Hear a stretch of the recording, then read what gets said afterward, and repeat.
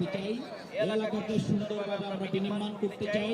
বাংলাদেশ জামাত ইসলামী আজকে শুধু কাগজের সংস্কার চাই না, আমরা জনগণের রাজনীতিবিদদের আজকের মনের সংস্কার দাবি করছি।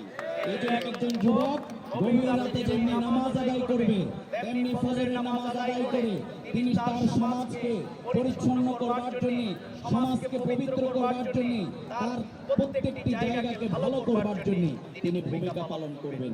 এটি কিন্তু সকালবেলায় লম্বা ঘুম দিয়ে কোনোদিন সম্ভব নয়, বরং তার সামর্থ্য, শক্তি, মেধাকে এগিয়ে নিয়ে কেবলমাত্র সম্ভব যদি আমরা আমাদের মেধা এবং নৈতিকতার সমন্বয়, আমাদের ফিজিক্যাল ফিটনেস যেটি আল্লাহ তাআলা নবীদেরকে দিয়েছেন, দিনের ইলম এবং শারীরিক সুস্থতা, আসুন সেটিকে ধারণ করেই আমাদের এই খেলা শুধুমাত্র খেলা নয়, আমাদের এই সমাজকে পবিত্র করবার এক ঐতিহাসিক উদ্যোগ হোক।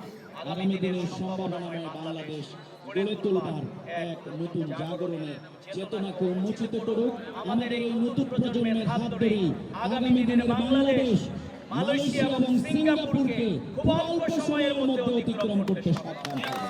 এই স্বপ্ন নিয়েই আজকে এই খেলার আমরা আয়োজন করতে চাই, আমরা সূচনা করতে চাই।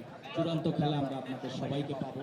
সে পর্যন্ত আপনাদের সবার সুস্থতা, দীর্ঘায়ু সবকিছু কামনা করে এই সুন্দর আয়োজনের জন্য আমাদের ডাক্তার মাইন, আমাদের সজল সহ যারা এই টিমের সাথে সংশ্লিষ্ট সবাইকে আবারও ধন্যবাদ, মোবারকবাদ জানিয়ে আমার কথা শেষ করছি।